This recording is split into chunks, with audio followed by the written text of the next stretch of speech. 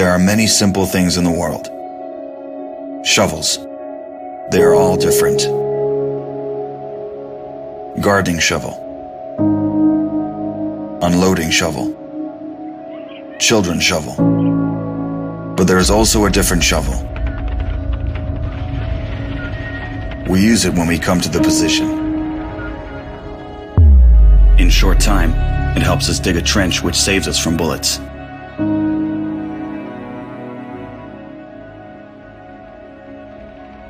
If a tank will pass over the trench, there is a high probability that it will not cause any harm to the soldier. We dig in the ground, deeper, and then connect the trenches with our friends to the left. In just a few hours, trenches are all connected.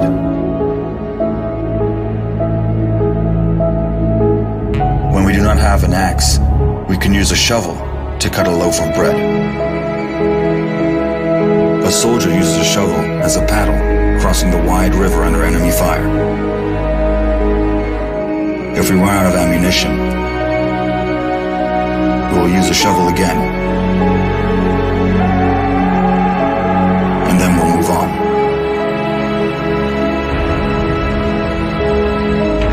And when we get the order to stop, we'll take a shovel again and build around us an impregnable fortress. This fortress is defended by the army of Ukraine, our army.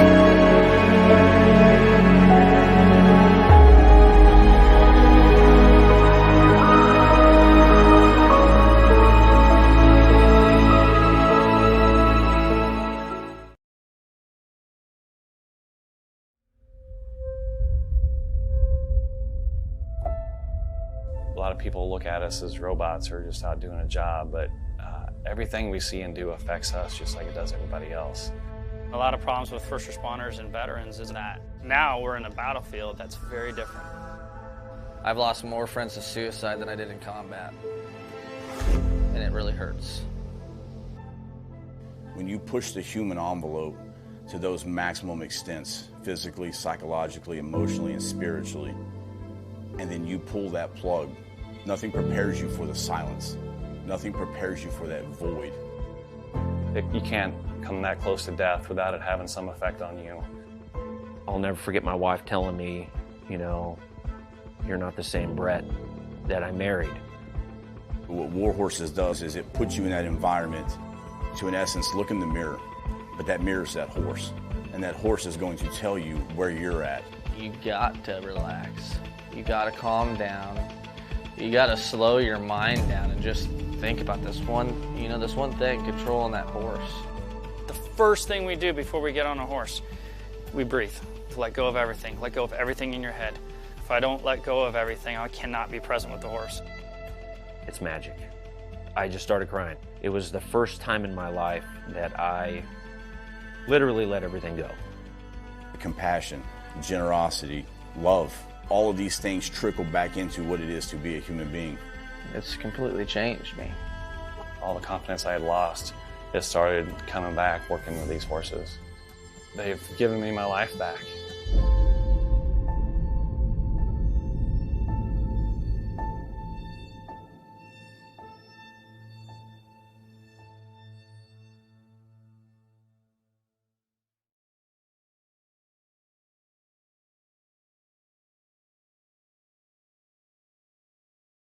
Broadcasting live from the basement of the Pentagon. This is WTF Nation Radio. WTF Nation Radio. WTF Nation Radio. Whoa, whoa, whoa, whoa, whoa. Do you ever have one of those moments where you think, how the hell did I get here? Jeez, what happened to me? I was ruling the galaxy, had a cherry new battle station. I mean, this place had an omelet bar, a straight-up omelet bar. And now look, my former interns tossing me down a bottomless... That was my out. The voice of U.S. Army, WTF Moments. This is WTF Nation Radio. I looked my woman in the eye sockets. I told her straight out. I just said it, man. I said it. I said, bitch, I'm the man of the house. You said bitch, though. You called your wife a bitch? Yeah. This is a public service announcement from C.T. Fletcher. I will not contribute to the pussification of a nation. Get your punk ass out there and work for it, motherfucker. Let's roll.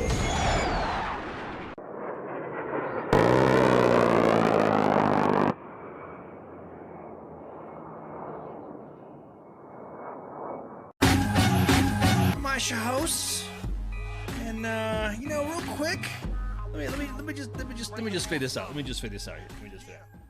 All right, first off, I want to say, and I'm gonna get all in the feels and stuff, but today is my daughter's birthday. She turns 13, so I just want to say happy birthday to you, sweetheart. I love you so much. And I hope you enjoyed the little party today. She came home from school, and she had some birthday stuff put out in the yard. So immediately, it was cute to see her reaction. And again, sweetheart, so I love you so much, and thank you so much for no, it's Princess Ice, not Baby Ice. Princess Ice. No, Princess Ice. It's my daughter that I'm talking about. She just turned 13. I got two daughters. One's in her 20s, and the other one's this one right here, 13. Then I got Baby Ice. So I got two girls and one boy. And so I just want to say, sweetheart, I love you so much, and happy birthday. So and since you're tuning in, might as well just enjoy the show and just hang out, see what's up. So with that, Ice can spell. Yeah, exactly. Oh, real quick. Yeah, let me jump in here with Darth coach. Right now with me is the coach, gunning with me, and you can see he's got his little cool little freaking little avatar thing in there. So go ahead, coach. Say hi to everybody. What do you hear? What do you say? Happy birthday there, Princess Ice. I hope it's a great one. There we go. Again, sweetheart, thank you so much. You mean a lot to me, and whew, man, happy birthday, sweetheart. I love you. Yeah, she had a name. Remember today being her birthday. Yeah, exactly, huh? Easy day. I told her I was gonna give her a birthday shout out too, and so she got some loot. She's got all the stuff. She had birthday cake and all that. So yeah, it was awesome. So again, good birthday and happy birthday, sweetheart. I love you. So with that, what's going on in the news lately? You notice that there's been well, first off, happy anniversary. Do you want to say happy anniversary, or do you just say today is the anniversary of the invasion of Iraq? Operation Iraqi Freedom has kicked off. There was the shock and awe, and I'm kind of like, I don't want to say I'm a loss for words. I kind of have mixed feelings. This day, as a matter of fact, was over a sequence of time. My experiences was during the invasion was I was aboard several with some teams from the 10th Special Forces Group, the 96th Civil Affairs Battalion, Naval Special Warfare SEALs, and my guys, and we were aboard infiltrating on Operation Ugly Baby. And the infiltration route was due to the fact that Turkey denied the northern entrance of 4th Infantry Division. And so planners at SOCCENT and Special Operations Command and Task Force Viking had to really, real quick, CENTCOM planners had to really jump through hoops to plan a new route. So we did a new route. It was just completely going through the north through Kurdistan. And so while all the bombs were dropping and all that sort of stuff, we were showing up, we were infiltrating. And so I know everybody's OIF experience varies, but whoo, man, it was all shock and awe was the best part of the day, and it was all downhill from there. Thanks, Pentagon. Iraqis were shocked, and someone said, "Oh, yeah." So that was my experience my whole time.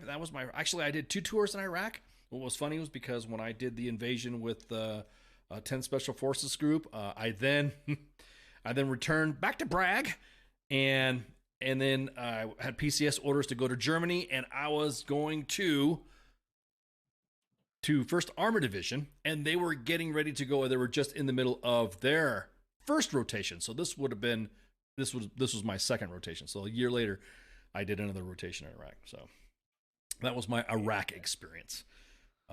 So one with SOF and one with First Armored Division. So, Coach, what was your? Did you have any OIF time? Yes, I did. I actually I got lucky. So I'm going to say I got lucky because I was there at the beginning of Afghanistan. I had just gotten back in January of '03 from Afghanistan, and they were already putting the teams together to go in for the invasion of Iraq. And right at that time, I was on PCS orders to Carson. Little did I know that they started a stop move, and they didn't tell anybody over at Fort Carson, but my NCO at Fort Bragg told me they did a stop move. I almost got reported AWOL on March 21st, 2003, because I was stuck at Bragg in the 82nd Airborne Division, and I was told that I wasn't PCSing by the 82nd. Then I was told by the people at Carson, if I don't show up here within the next week, I'm going to be reported AWOL. So my orders ended up getting canceled, and it was a re-enlistment order. I ended up going to the promotion board the next week. And then, God, let me see. So that kept me at Bragg, and that would have been a total of 4 years at Bragg. And now I am stuck at 23 years over here in damn Fayetteville. So, wow, funny how things end up turning I was about out. to say, Little man, things yeah, like that. yeah, little things. Because it's funny is that it didn't even occur to me as I was talking to my daughter today when talking to her for her birthday and stuff, and it didn't occur to me that during the invasion of Iraq, it was the invasion of Iraq, and it was like freaking, I was like, holy shit. Everyone asked me how I felt about it. Were we supposed to have been there? Should we have been there, or should we not have been there? What's your take on it? I'll give you mine. All right. We follow the order. We followed the orders of the President of the United States, and based off of what was being told by us from the people, and there was no reason to doubt the Honorable General Colin Powell of course at that moment. We were told that weapons of mass destruction were being used. There were ties to terrorist groups. There was, and Saddam, let's be quite honest, Saddam was a bad actor. He always had been, and he was a threat into the stability over there in doing that. So us going over there, yeah, I had no problem with it at the beginning. It wasn't until we started seeing some of the stuff unravel after the mission accomplished banner went up that I started to, I'm not going to say question it, but I started to seriously doubt the people, actually had the brain power that were put in charge to, be there for Iraq. That's when I, started questioning the chain of command unconditionally, regardless of where I was. But with that, we had our orders. We had to do our job. And I'm not going to be the one to openly try to protest and say no and do anything to kind of disrupt the good order and discipline in the military. So I kept my mouth shut. That's what I had to do. Okay, that's fair. No, that's fair. Yeah. How many trips did you do in Iraq? I only did one trip in Iraq, actually.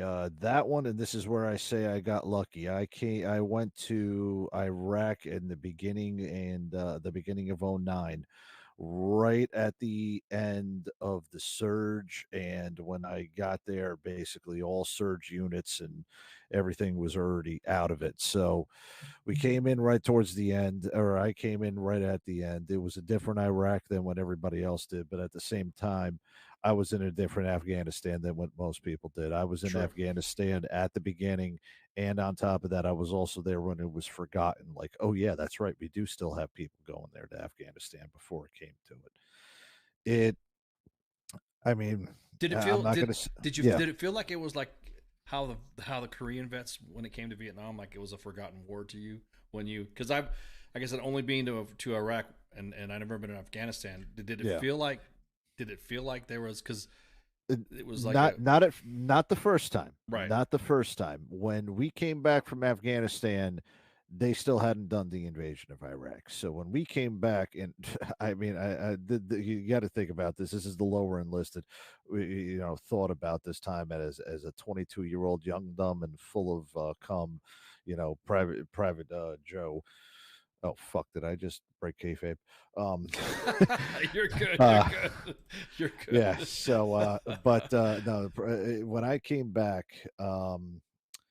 we were the big motherfuckers. Our balls could be carried around on wheelbarrows because nobody else had the damn 82nd Combat Patch. Nobody except for the guys from the Gulf and the guys from Panama.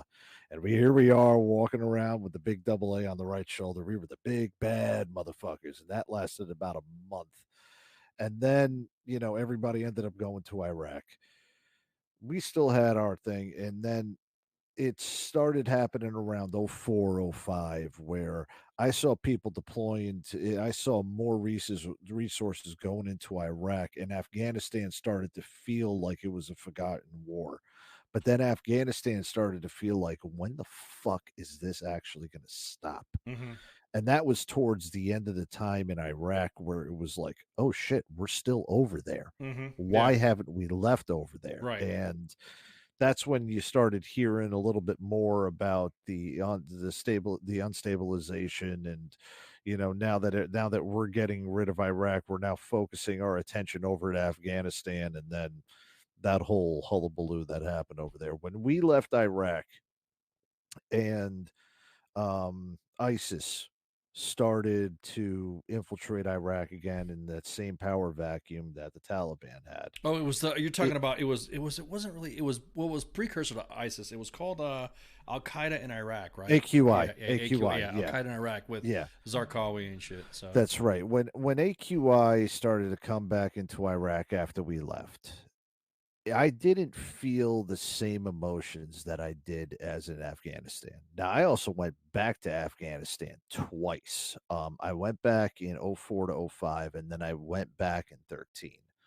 And each time it felt different. 04 to 05 felt different because it was little of that, hey, we're forgotten, but we're still here, but there's not as much kinetic activity happening as over in Iraq. I mean, at that time, that's when Fallujah was fucking horrible. Yeah. And exactly. we were hearing the horror stories about it. Exactly. But then, then the focus shifted to Afghanistan after we got out of Iraq. And I want to say it was about 2010 after I left Iraq in 09. It was about 10 that we really started focusing on Afghanistan. And there was a shift in the ranks because you had so many people who were like, yeah, I've been to Iraq 4 or 5 times already. And they're going down on their first trip to Afghanistan, and it's a completely different theater, a completely different way of fighting, different type of tactics that you were actually going to be using. And definitely different terrain because it sure as hell wasn't flat and hot all the time. Yeah. You not only had to deal with the mountains, you had to deal with the freaking freezing cold in the winter, the extreme hot in the summer, the elevation change. You had all of that shit pouring upon you, and then there was none of the amenities that Iraq had. Going down to Iraq, I was in Tikrit, Adwar, and Samara. And all three of those places looked like Beverly Hills compared to anywhere in eastern and southern Afghanistan. Right, yeah. It was a different fighting that was over there, and there was a lot of people that weren't prepared for it because they had been so trained up for Iraq that they weren't realizing the differences of what was being done in Afghanistan. Yeah, no doubt. That was the shift that cost a lot of people. Yeah, and it's sad because I had more friends killed in Afghanistan than I did in Iraq. Yeah, I had some friends that were it was twofold. I've had friends killed in Iraq and Afghanistan, so it's like, that my experience for the first time I went was we were part of the large unconventional warfare mission to support the Kurdish Peshmerga fighters, and so basically it was it was 10th Special Forces Group and thousands of Peshmerga fighters, and I thought, like you were saying, how you were trying to wonder, you were questioning. I thought I was doing what I thought was right. Does that make sense? I thought we were doing I thought our shit was just because The country Completely. was amped from 9/11. We all wanted to get some payback to fucking anybody, no matter if they were connected to 9/11. If they looked at 9/11, we connected them. You know what I mean? We just said fuck it, right? And for me, it was rather. I felt it important to myself because I felt that we were helping the Kurds get payback for what happened in Halabja when the Kurds were gassed by Saddam Hussein with nerve agent. And so I felt my role, I felt our role in the North, by the way, in the North, I felt that it was just because we were helping the Kurds get payback. We were helping the Kurds doing, get payback for what happened and kind of helping, helping them give them some of their land back, get their land back in Kurdistan. And then working with, doing some other stuff after, I was there, I was remissioned, and then I did some more stuff too to support that mission. But then I left, then I got back, then I PCS'd, and then when I got to my unit, my new duty station, they were already in Iraq, and some of them were like, it was still their first year, and then they were dealing with, well, I shouldn't say they, because I was part of the unit now. We were dealing with a Mahdi uprising in Sadr City with Muqtada al-Sadr. And that Muktuk, dude, I mean, the Mahdi uprising, like you said, the Mahdi uprising with fucking Muqtada al-Sadr, Al-Qaeda in Iraq. I mean, the first thing I saw when I got there, I mean, the video of Nick Berg getting beheaded was the first thing that... Jesus Christ, I remember that. Yeah, and so then we're like, what the fuck is going on? Fallujah's kicking off. I mean, everything was just fucking just nuts. And at that point, I was just like, did we stir up the... Like I said, this is my own thing, my own personal thing. We stirred up the fucking Hornets now. What the fuck are we... We removed Saddam, right? Saddam's done, right? We're done. And why did we dissolve the fucking Iraqi army? Or why did we remove everybody from the fucking parties that were in charge, that were running the fucking country? What made us think that we were going to... I mean, these are my own questions. What made us think that we were going to do it? We didn't deploy with a whole bunch of fucking Army Corps of Engineers, the guys that know how to rebuild dams and civil stuff, right? So it's kind of like, I don't want to say I was feeling for them, but I'll say it. I was kind of feeling for them. I was like, what? I mean, the Iraqis, the Iraqi people themselves. And I'm talking about, this is my second tour with the 1st Armored Division, because their way of doing by, with, and through is totally different. You would never have expected to see anybody from a regular Army unit to go and do some of the stuff. Like, I literally was just coming from a different, the deal. I was coming back from a USASOC mindset. I was coming back with a different mindset, and I saw how things were happening there, and I'm like, are you guys really going to be that? You guys some of you guys, is this legal? Can we do this? You guys are being dicks. And then I was getting told that, now mind you, I just came from a soft rotation, my first tour, and this being my second tour, their first tour. I was called like, are you liberal? Are you fighting against what we're doing here? And I'm thinking, what the fuck are you talking about? This is my second tour. I'm right fucking here. You know what I mean? I wouldn't, you know what I mean? It's just like, it got me thinking that once the whole fucking city, once Fallujah, once Najaf, once Karbala, Al-Qut, everyone was getting all that Mahdi uprising. Yes, Coach is going to be here for the whole show. He's going to be here for the whole show co-hosting. Then I thought, I was like, bro, at this point, I was just thinking, bro, we should I'm just going to fucking be here just to survive. Does that make sense? I was like, I don't know what we're doing here. And then, the 1st Armored Division was going to get pulled back, and they got extended. And so 1AD, we gave the Iraqi government overnight, hey, we relinquished the from the military control under Paul Bremer to the Iraqi government, and then at night we snuck out. We snuck out with the military. The 1st Armored Division snuck out. By then, the 1st Cav was already there. One of the Marine divisions were there too. So it was our time to rotate out, and just as we were coming back, I mean, we did that 500-mile drive from Baghdad to Kuwait. And fuck, dude, it was, I mean, the first thing we did as soon as we rolled out the fucking gate, we got IDF, and I was like, what the fuck, here's my second tour here. Everything was all right. I mean, I had survived a plethora of ambushes and seeing some shit, rockets hitting fucking, we had Rocket Man outside Bayap launching rockets into the LSA. So a lot of it was, again, The first tour, yes, go in there and just help the Kurds, and we got some payback, and they're going to get some Kurdistan back. And then the second tour was like, what the fuck are we doing? Why are we fucking repping at the horror's nest? Oh, now everybody's coming to Iraq to fight us. So we need to kick fucking ass and just start waylaying motherfuckers. Yep. And then that right there was my experience, my 2 tours in Iraq, and I was just like, I mean, the surge happened, the fucking then we withdrew, and then of course ISIS, like you said, the power vacuum with AQI and ISIS. It's just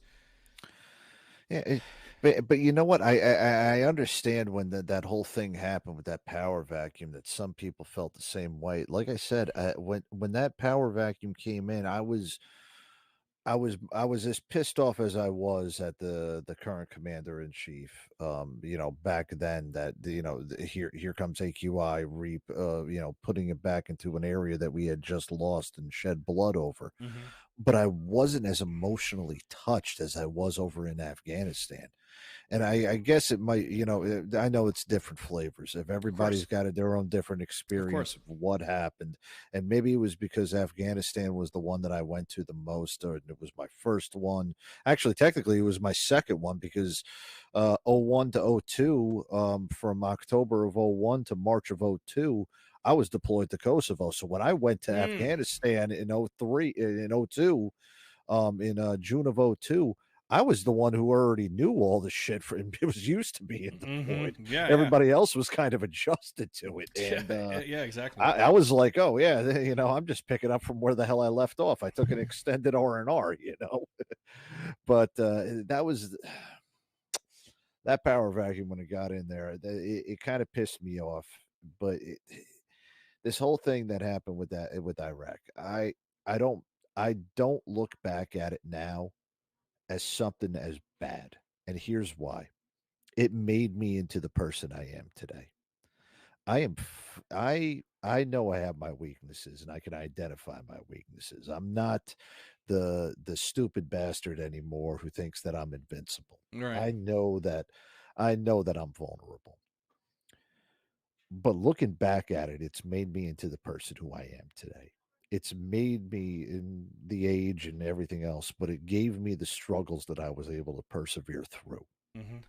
And I don't look back on it on sadness. I look back at it as an experience now. Exactly. Yep. It's what shaped me. And it's helped me to get through and helped me to process everything that bad wants through there. And that's the thing is, we all went through this, and everybody who's out there listening and watching right now, when y'all went through this stuff, we went through this experience, and we had to get through this. And us getting better, it does get better. It will always get better. Of course. We don't have to end everything to make it better.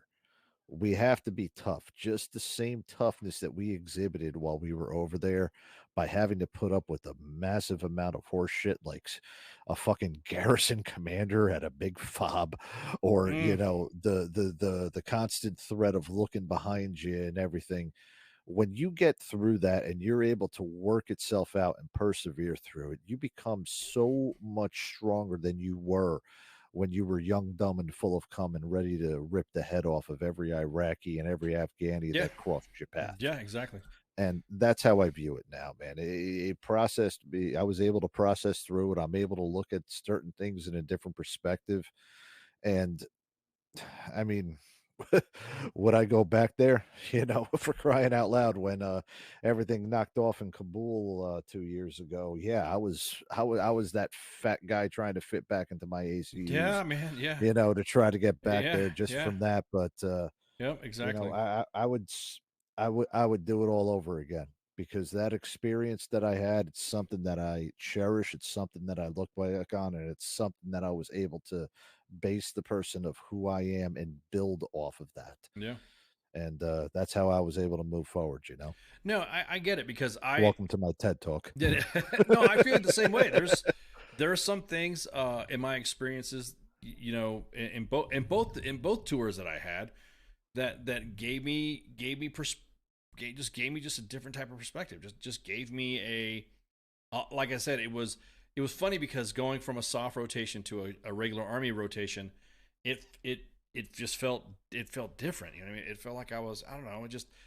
I felt I wasn't as, I mean, because there were some times where I was in, we'd get ambushed or an IED would hit the convoy or something like that, and the reaction of them, you can clearly tell I was less scared. I guess that makes it, if that makes it sound like, it almost became, I don't want to say became routine, but it just became like yeah, I know what to do next. I know what to do here. I tell the kids, hey, look, make sure you're firing here. Keep your weapon up. Blah blah blah blah. I don't know. It just like you said, it just gave me a different perspective. And then future deployments. I don't know. It just. I guess maybe because the scary went off a little bit. There's sometimes. Yeah. You got. I don't want to say you got numb to it, but you'd had some run-ins. You were like, it wasn't so bad. This isn't that bad. Yeah, this wasn't so bad. It was. Yeah. I remember. This used to float around on the main page. Forever. The memes of SpongeBob of when that first IDF siren hits and everybody's freaking out, and then by the time you're in 6 months later, there's SpongeBob sleeping in the head saying, "All right, just hit me in the bed so that I can go faster."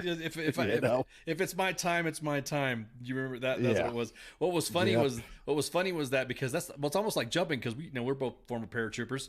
Yeah. Sometimes you're just like in the harness and you just want to jump out and you don't give a shit if the chute opens or not. You're like, God damn, I just want to jump. I just get me out of the harness, get me out of the bird. Some of the things that you just got normally, I don't know, you normally were I guess would hype you up. We're just different, I guess. I don't know. It's just hard. It's hard to explain. Going outside the wire the first time, those nerves, and then once you go outside and it becomes second nature, those nerves are gone and everything. That's the thing, because what I trained up for was no wire. There was no outside of the wire for me. Yeah. We landed in there. Everybody was outside the wire already. And CQ, I'm pretty sure he'll talk about it, but CQ and I were he was in the 173rd, and the 173rd provided a lot of our backup and cordon assists. That dude walked all over. Dude, I felt sorry for the 171st. After they jumped into Basher, bro, they walked fucking. They were hitching rides. I mean, there was a couple of, hell, for all I know, I could have given a CQ a ride to somewhere too, because there were some guys that were stuck in some places, and I'm like, where you all fucking going to? Oh, we're going to here. Well, fucking jump in, and then we'd give them a ride. It's just crazy. But I'm pretty sure CQ's got his stories too about it with his experience. And out of every unit that I had experienced and served with and did all that, I love the soft units. First off, that maybe, for crying out loud, I did 5 years in USASOC. But the 173rd has my fucking respect for everything that they did from the whole 20 years, starting over in Iraq, jumping in, everything that they did over in Afghanistan, from Restrepo to all the Medal of Honor recipients, to every story that I've heard about everyone from the 173rd that are still, it's still a fucking tight unit from people that served over there. And the shit that they had to go through, and it wasn't shit that, it wasn't the stupid bullshit of, like I'll definitely throw them under the bus. It isn't the stupid bullshit like the 25th Infantry Division that, they have an easy time, and then, the senior leaders just want to make it shittier on everybody for purpose sake. Exactly. 173rd took the brunt of a lot of the freaking shit, that was just thrown upon them. And then they came out of it battle hardened more than any fucking unit. That was in the army. On my second tour, we had the 82nd. I served with some guys in the 82nd because they were part of Task Force 1AD. We had some 82nd guys with us at First Armored Division, under First Armored Division. I think it was 282. I think it was second to the 82nd. But anyways, so there was some that I had served with some 82nd guys too. It was kind of weird because the 82nd was there on buyout. So I ended up serving with the 82nd together. It was weird. I served a lot together, more with the 82nd. As with the First Armored Division than I did with in SOF. And then there was a couple of missions too that I would deploy with, that the 82nd would be there, and like, oh shit, the 82nd's here. But yeah, I mean, no hate on the 82nd. They did their part too. But yeah, the 173rd, man, those fucking poor guys, man. And persevered.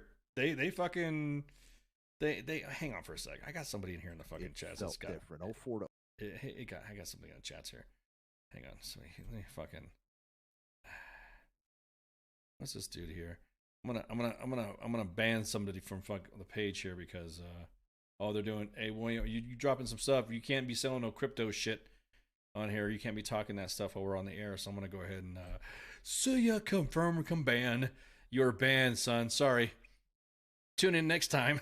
You're banned from the page. You're gonna have to use a burner to come back in. Oh man. Yeah, there's a guy in here that's stalking and sending people DMs too. So, anyways, he's been banned from the page. So let me know, and we'll make sure he's off the enterprise. Anyways,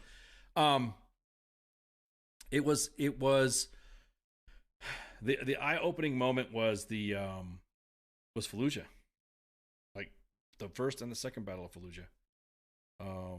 Seeing how crazy and how the Mahdi militia and how the uprising just like I said, it just seemed like it just went out of control. So did it go down? Did it calm down for you when you were there? I mean, did it feel like it was? It calmed down. In Iraq, it definitely calmed down. Afghanistan, it turned more insider during my last one, and it wasn't. It was more insider threat.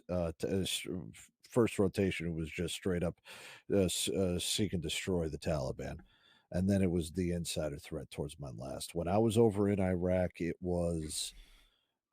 It was more of okay, we did great. The surge worked, and everything's kind of gotten back to normal, and the kinetic activity basically dropped off a cliff. We were still getting attacked. In fact, that's how I ended up.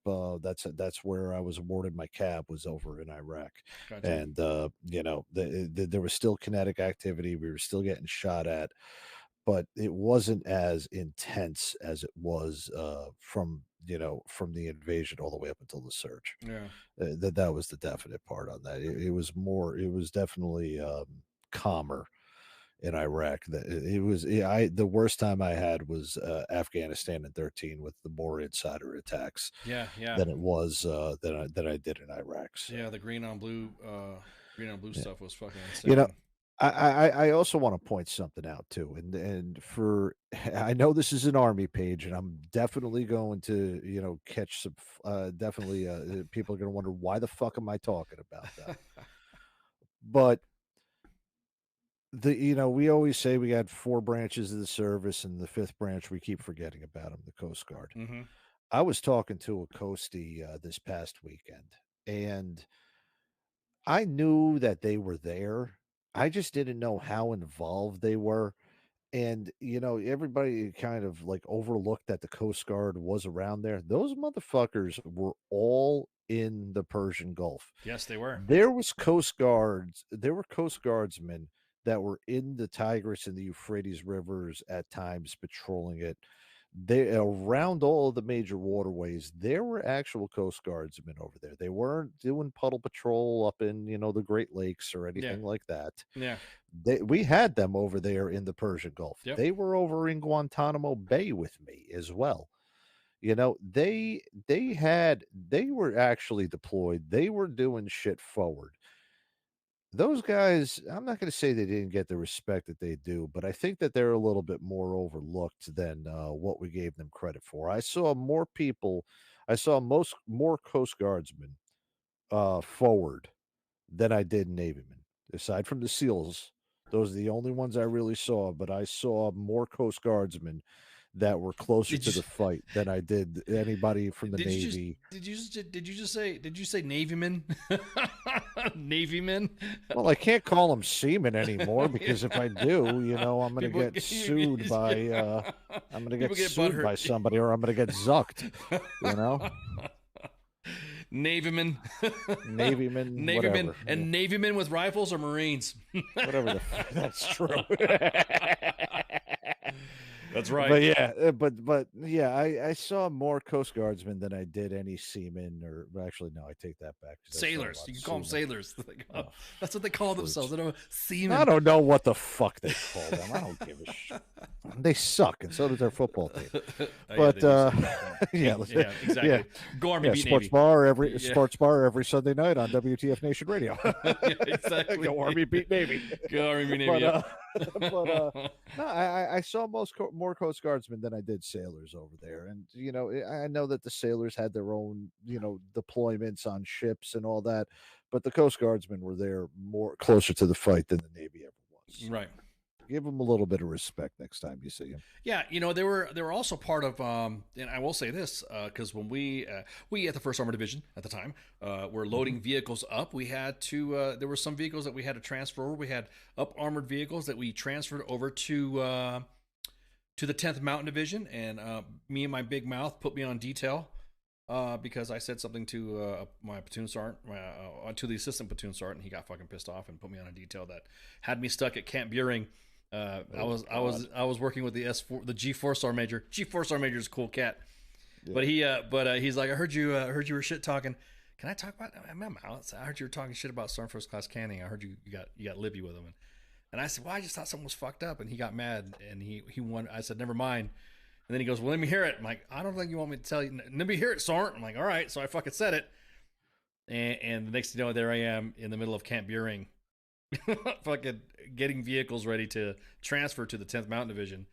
Mm-hmm. They had we had a detail also at the Kuwaiti Naval Base that had Coast Guardsmen, Coast Guard personnel there to ensure, because all the terrorist threat was still up. They're making sure that the boats weren't getting mined, or the boats weren't, anybody was getting too close to the ship. So yeah, I saw that. When I saw that too, that's why I was wondering if I think you were getting at that, because they were at the KMB and no issues, no worries. Yeah, but yeah, in Guantanamo, those guys were the shit. I'll tell you that. Those guys were the shit over there. The port security units, those guys were pretty fucking cool, especially riding around in their Vipers. Those things were fucking that's another awesome. thing too. People don't realize the Coasties. Remember that video of that one Coastie jumping on that narco submarine? And, yes. And he freaking just started beating on the freaking hatch, and then to tell him to stop. I'll tell you what, that narco sub could have gone, said fuck it, dive, but instead it just they opened the hatch. Yep. So, respect for them, but damn, 20 years? Where the hell is the time gone? Right, dude. 20 years, and 20 years on my daughter's birthday. I didn't even think about this on the day of my daughter's birthday. This on the day of my daughter's birthday. Oh, well, now that you said it in that voice, you want to talk? You almost said something. It sounded very Trumpian. Oh, it did. It did. Oh no. Oh no. Hey, hang on for a second. We got Look, this is the same. Is this? We have China. We got another one. Yep.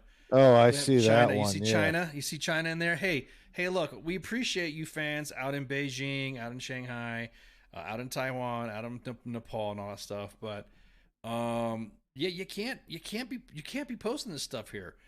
May Maureen, you can't do that. I mean, we understand you're a student at Nanjing. We got that, and we also want you to know that Taiwan is a country. But you can't be posting this stuff to the fans, because then we don't. I don't know. I don't know what to say. Just don't do it. You know what I mean? Go back to your TikTok. Navy men. Navy men. I'm gonna go ahead. And I'm gonna give you a warning there, my Marine. Wait, it almost sounded like freaking. Wow, yeah. It almost sounded like my Marine. My Marine. Yeah, think about it. MEIMAUREEN. My Marine. Wow, that's. Oh my God! I didn't even think about that. I was like, whoa. Oh, Ice. I gotta tell you a freaking story. Shoot. I do have a story about. I'm gonna suspend her. Hang on, real quick. I'm gonna suspend her for 15 minutes. And if she throws another message in there, my Marine, I'm gonna ban you.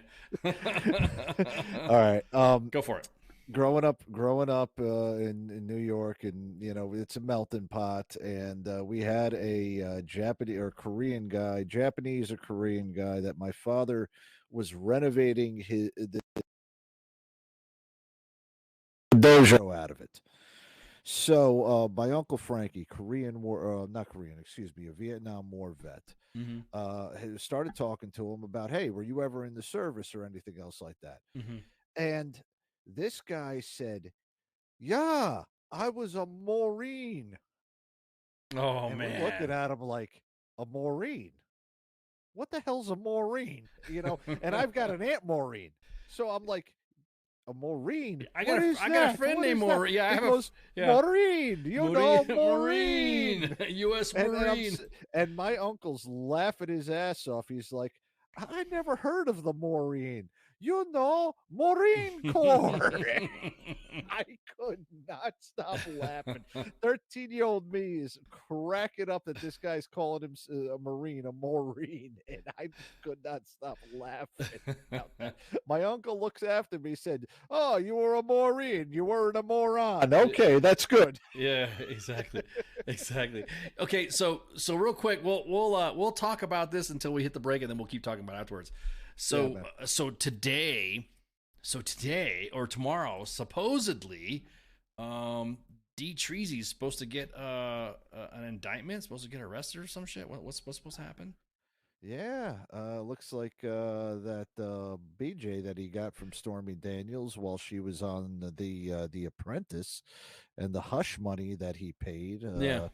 Looks like it's finally coming back to get him again, and they're finally going to say that he admitted to cover it up. And Michael Cohen, his former lawyer, looks like he's testified against it, and it's going to go against the whole campaign finance rules. Which, if they're going to, prosecute Trump, they might as well prosecute every politician that has run since. I was about to 1990. say they need a fucking. It's funny when how do I say this? It's funny to see politicians and political pundits rally around this, saying yeah and all this other shit, when they could be, or they are more than likely just as fucking guilty for taking bribes, for shifting money for campaign funds. I just think that you just gotta stop. You're gonna keep fucking digging, and it's gonna cause more division within the base. Within his base, or even with the Republican Party, it's like I don't recognize either party any fucking more, due to the fact that they're both so polarized to get Trump or polarized to protect Trump. It just fucking, it's like it's getting old to the point where now everyone talks about decorum and the professionalism. What was that? Somebody I was kind of poking fun at, because serious government is serious business for serious people. And it's like, dude, everybody's fucking not serious about this. You're not gonna fool me. You're exactly that, Jake. Everyone's like trying to dig, but as soon as you mention somebody else's issues and of the other party, and I'll say it, fucking Hunter Biden shit. If you want to say the same thing, and everyone said, well, what's the evidence? There's nothing else. It just seems like this is more speculative. It seems like this is more digging for a fucking crime because they don't like the guy. And like, I don't give a fuck if you like Trump or not. But I mean, I think he's fucking useful. He's using his followers like useful idiots to fucking to protect, stand up for him. But fuck, dude, it's just fucking it's so fucking old, dude. It's getting so. I don't want to sound like some of the people on Twitter, but I'm tired. It's just getting stupid. Yeah. So what did you get? What's this for? Oh, hang on real quick. Somebody asked. Go ahead, buddy. So here's what everyone's asked me what he was investigating, and this is from several news outlets and all that. So I'm just paraphrasing. So he was accused of violating a state law while in New York in 2016 while he was running for president, and one of his former attorneys, Michael Cohen, admitted in federal court that he paid $130,000 to Stormy Daniels shortly before the election to keep her from talking about an affair that she had with him. He also admitted, and this is Cohen, that in the court papers that Trump's New York City-based real estate business reimbursed him the following year, but disguised the payments as a large monthly retainer. And of course, D. Treezy has denied having an affair with Daniels, paying her to stay quiet. And another one says that no. One of his lawyers will say no. He's accusing her of extorting money from him. Now, I always thought things like this. Here's what this is 2016. Paying fucking hush money, I think, is like the MO of our entire political system. Every, I don't want to sound like Palpatine, every single politician pays for signs NDAs, works with does stuff for NDAs. You can't just. I mean, again, this is singling this fucker out, and it's getting to the point to where, you know, you're gonna keep fucking doing this. You're gonna keep poking the fucking bear, and when it's somebody else's turn in office, that's gonna be completely opposite. Then they're gonna fucking then it's gonna be going after, you know, he's gonna be going after. Then the next party coming in will be probably worse. Yeah, it'll probably be worse. They'll probably go back. They'll probably go. And I tell you what, for me, if I'm getting my name dragged in the mud and all this other shit, I'd want a little payback. I'd want to say, you know what, I'm gonna fucking countersue, or I'm gonna fucking dig. It's just like, fuck, dude. It's just exactly. And Musa just said, there's an NDA. Right, there's an NDA. So if that means it's the NDA, that she breached the NDA. Also, my questions are, isn't there like fucking some statute of limitations and shit? Everyone's going to say no because COVID extended the statute of limitations. But is it for just him? Did the statute of limitations get extended just for Trump, but any other crime or something like that just dropped? Does that make sense?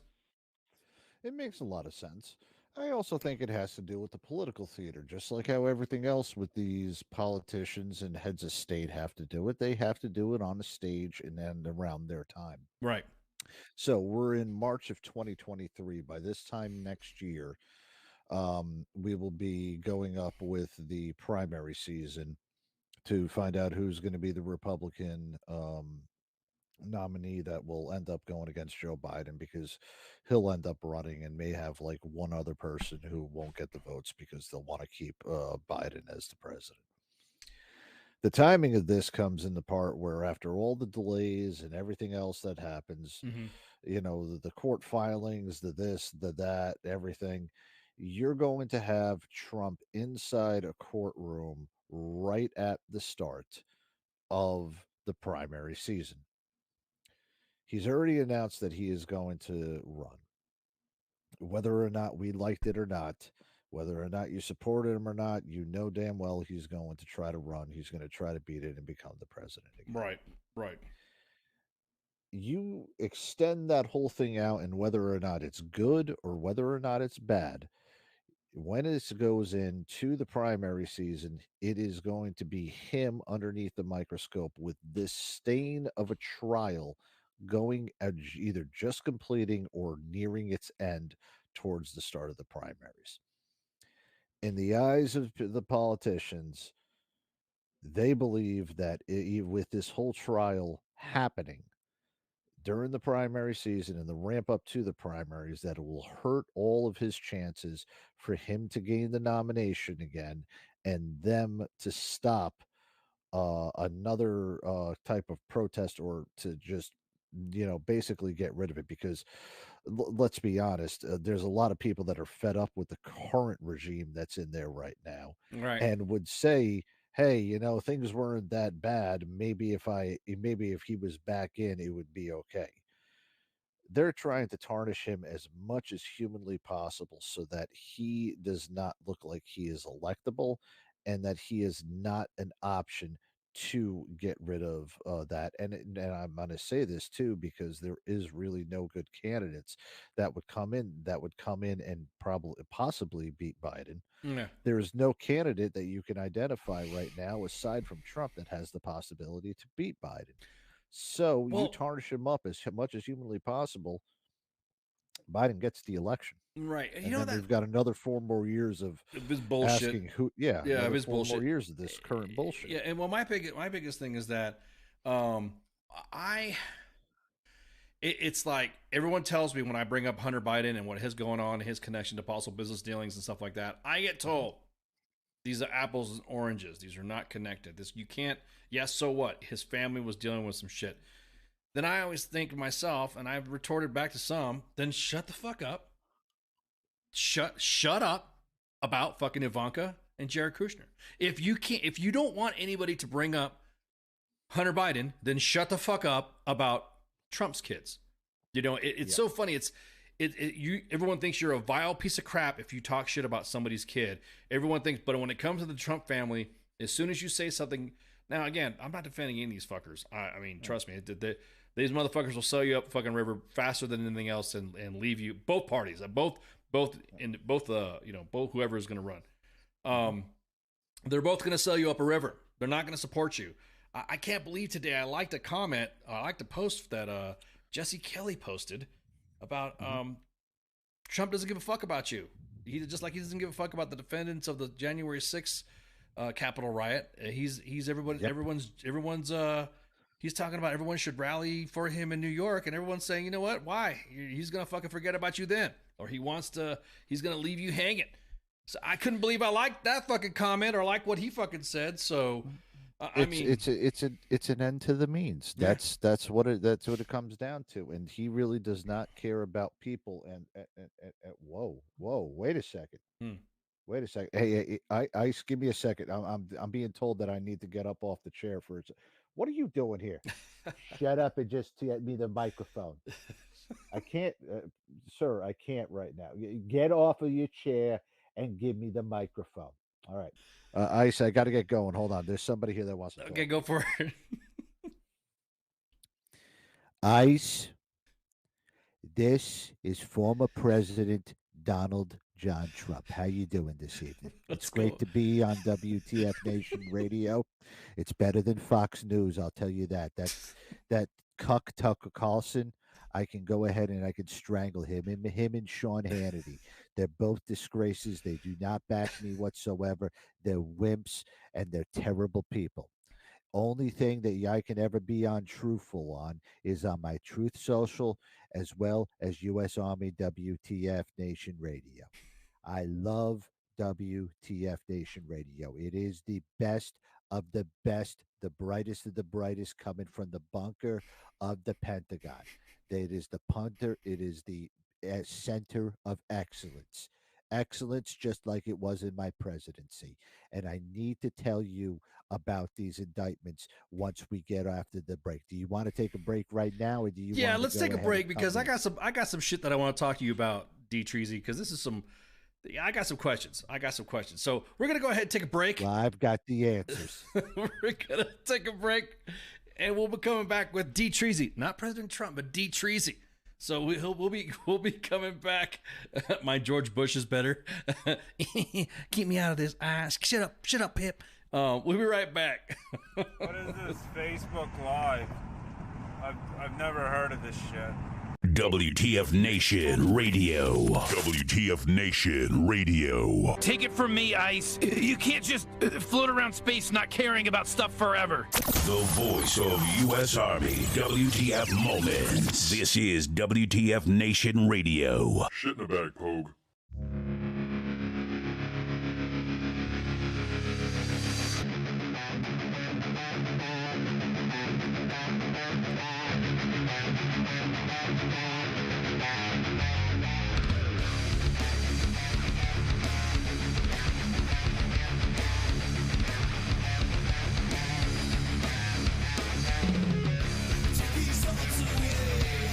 Nothing feels the same.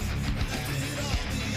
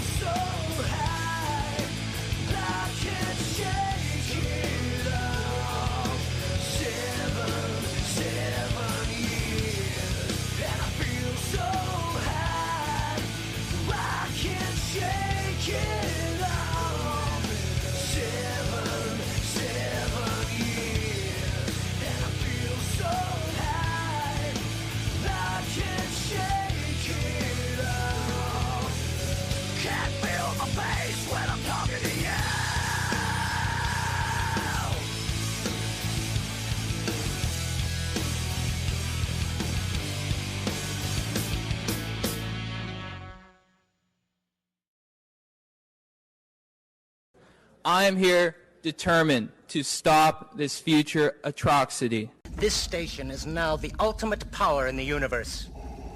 I suggest we use it. The voice of U.S. Army, WTF Moments. This is WTF Nation Radio. I find your lack of faith disturbing. Everything stated on WTF Nation Radio is to be considered the opinion of the person that stated it, and not an official representation of WTF Nation Radio or U.S. Army WTF Moments. Price does not include tax, title, or license. Some assembly required. Each item sold separately. Batteries not included. Objects in mirror are closer than they appear. If conditions persist, contact a physician. Individual results may vary. Keep out of the reach of children. Avoid prolonged exposure to direct sunlight. Keep in a cool, dark place. And please enjoy the show. Shots. For me and a double cheeseburger as well as some KFC. I've got to get out to Air Force One and get up to New York because they're going to indict me tomorrow. You know, it's not good for America if I get indicted. So here's the coach back. Coach is a great American, and you need to listen to the Sports Bar every Sunday night on WTF Nation Radio. Here you go, Coach. Thanks. Take it easy, D. Yep. Take it easy, D. Treezy. Have a good one, yep. man. Hey, say hi to Barron for yep. me, and also say hi to Ivanka. Yep. All right. All right. Hey, see Ice, you later. yeah. Later. Yep. Later, D. Cheesy. Don't squeeze those ketchup bottles too hard and bros before hoes. Anyways, why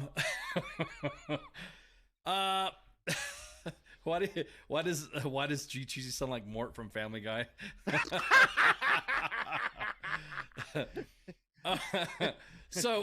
Look. Do you boys need some hemorrhoid cream? You guys, I'm having some problems here. I can't breathe. I can't breathe right now because we're talking shit about. We're just gonna do voices and shit. Man. Well, I mean, I can imitate Biden. Hey guys, how you doing? You know. Oh shit, my pants. Oh shit, how you doing? Anyways. Oh man, what were we talking about? Oh yeah. So, what? Just grab it. So. I heard the name. I heard something that I kept hearing, and I had to do some extra research. And I heard the name to this indictment bullshit was that there is a guy. Everyone kept saying, "Bragg." I'm like, what the fuck does Fort Bragg have to do with this? Until I realized it was a district attorney from Manhattan. His name was Alvin Bragg. So I. What's his deal? What do you know? You got anything from him? Do you know? Well, actually, I got a note here from D. Treezy. He said that thanks to AOC, Alvin Bragg has changed his name to Alvin Liberty. That's.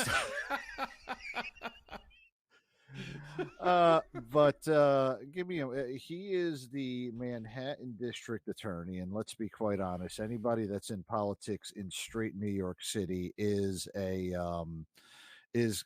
liberal, so it's going to be whatever happens to it.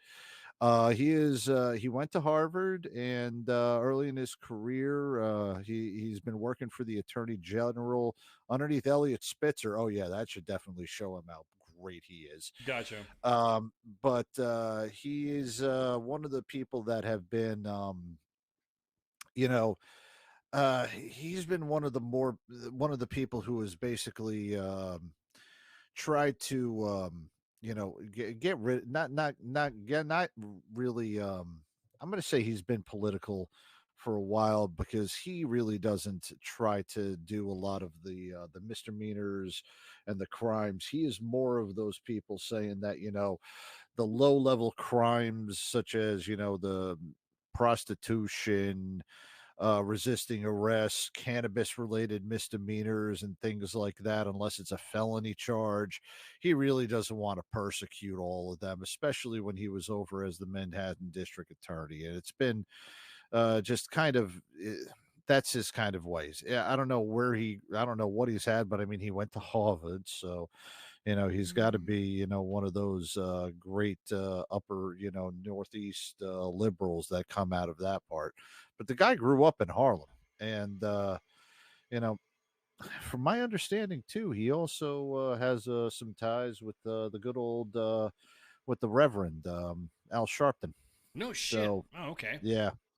There's some ties there. Wait a minute, but every did prominent African American has ties to Al Sharpton. But wait, but every prominent African American of that area during that time in the 80s and late 80s and 90s also had connection to D. Treezy as well. There's pictures out there floating with him, Jesse Jackson, Al Sharpton. You know, in the African American community in that area, he was, Trump was, they're all simpaticos. They're all good to go.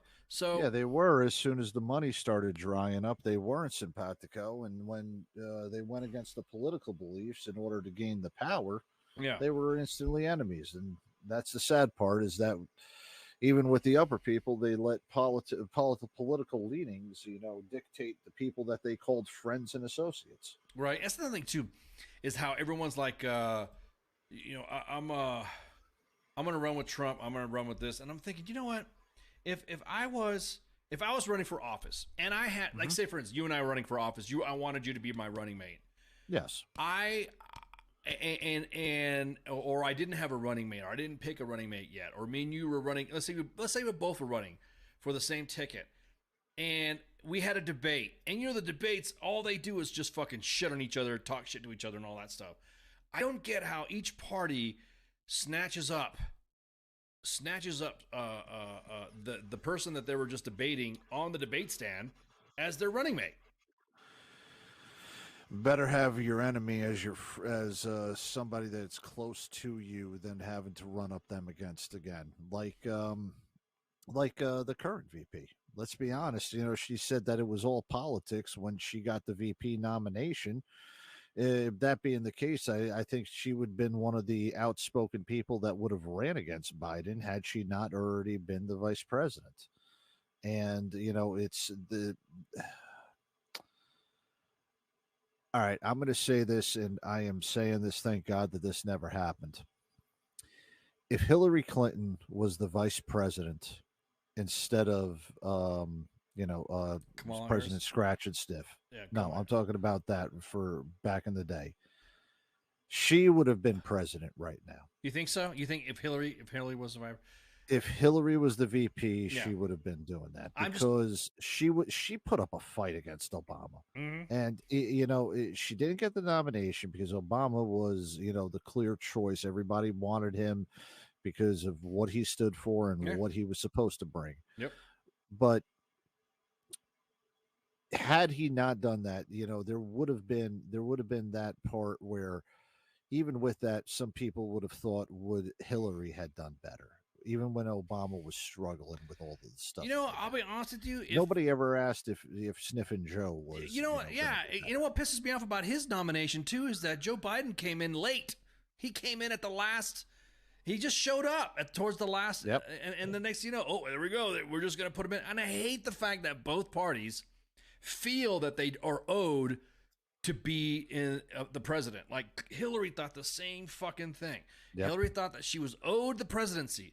Trump right now feels like he's owed the presidency, and he's to the point to where he's taking shots at fucking DeSantis. And I'm like, oh my fucking God, dude, stop. Just I don't know. Just focus on your own shit. I do. The thing that I hate about this, though, is that we have nobody on either side that is young enough, that is a new voice, and is not on the absolute extreme. No, everybody that's young is an absolute extreme. And if we can also bring up another thing, this is another generational type of gap here. What generation has the last, with the exception of Obama, every generation that we've had from Clinton to GW and Trump and Biden right now, they're all fucking baby boomers. Every single one of these people, this whole generation of post-war children that grew up after World War II, didn't have to worry about frickin', going to Korea, either got out of going to Vietnam or, did some easy time because their parents paid a price over in World War II. Right. Every freaking one of these people are still the ones calling all the shots. And these motherfuckers never struggled. Yeah. They had everything given to them after the post-World War because their parents made it hard for them. Yep. And they had an easy life, and they have made everybody's life worse after that. Right. And we still don't have all these people. These fucking baby boomers are the ones that they wanted everything, they got everything, and then they don't want to get rid of it. They don't want to turn anything over. Well, now And we have nobody who now can the middle actually age fucking go now up the with it. middle age Yeah. generation are the fucking what is it, the millennials? They're in their 40s now, right? Aren't they millennials now? Everyone Well, says, the Gen X. no, The well, Gen no, X I'm are saying, in but the their general, 40s now. but the millennials, it's like the millennials, their That's kids are true. their Yeah, kids are they're- Gen X, yeah, they're right? about to be 40. Yeah, yeah. yeah. So no, Gen Z. Gen Z. Oh yeah. Okay. Anyway, Gen I'm Z, sorry, yeah. Gen X. Wait, we're Gen. I'm wait. are Yeah, we? we're Gen X, dude. Yeah. Yeah. I'm like, wait a minute, what the fuck are we talking about? What? But we're that's what I'm saying. We're Gen X. Wait. They're Yeah, Gen we're Z. Gen X. We're Gen X. So the millennials, then the millennials, and then Gen Z. So the offspring of the millennials are the ones. Well, actually, the millennials and the offspring of the millennials are the ones that are politically all over the fucking place. Yeah. Yeah, and there's no middle ground anymore. And Right. I just hate the fact that we've got these old fucks. There's no way of saying that the old fucks that, oh, it's my time to do this. Right, Motherfucker, right, it's your dude. time. It's your Right. time to fucking Man, it's your time to be in Florida. That's your damn time. You know, it shouldn't be these spring breakers that are over in Florida messing it up. It should be you old fucks that are in Florida messing it up. You know, that's probably the reason why there's trouble going down in Florida for spring break is all of them are they're just politically all over the fucking map, and it pisses me off. It just I was just kind of like, I mean, I was joking around. Yes, his name's Alvin Bragg, and that's the thing that pisses me off is that it's like there was a statute of limitations that it could have gone, but it was extended due to fucking COVID, and then now. He also oversaw the lawsuit by the New York Attorney General that accused Trump, the Trump charity, of acting as an illegal arm of the Trump 2016 campaign. Now, here's the fucking thing that pisses me off. No one says a damn fucking thing about the Clinton Foundation. No one says, and you brought that up while me and you were talking on the break, is all that money for fucking Haiti? Where the fuck did it go? All that money, did it get rerouted to some campaign? Because that's the thing. If you ask these questions on where all the political funds are going, Republican or Democrat, because they're all fucking shady as shit, there's so much money moving around. Oh, just say this and write it down as that, so that way we don't get busted for campaign this and campaign that. Bro, it's like just look, this right here, if this is all you got, the way I see it, if I was looking at it objectively, is the fact that Stormy Daniels violated a fucking NDA, which, in a matter of fact, she should be paying Treezy for, pay the money back, recoup the money. I'll be honest with you. I mean, you got paid. I mean, if you got paid to do the, bumping uglies, and you got paid $130,000 and you signed an NDA, would you ever talk about it? Would you ever? No. It's like I would even be like kind of winning the lottery or some shit. You know what I mean?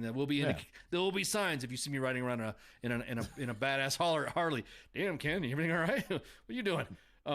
Can't NDA. But again, it's like it's so fucking frustrating. It's like the black fund in the Defense Department. It's there, but no one knows where it went. Hey, easy on that black budget shit. Hey. There's some soft things that go on in that budget. Don't talk about the defense budget with the black stuff, that black bag stuff. Come on. Hey, there's no such thing as that black. There's no such thing as black funds on that shit. What are you talking about, Pip? It's just like the mafia. There's no such thing as just got the told mafia. that, There's no such thing as the black. The black budget. Funds. Yeah, I just got told by somebody. I just got a DM saying cancel Pip now. I don't know what that means.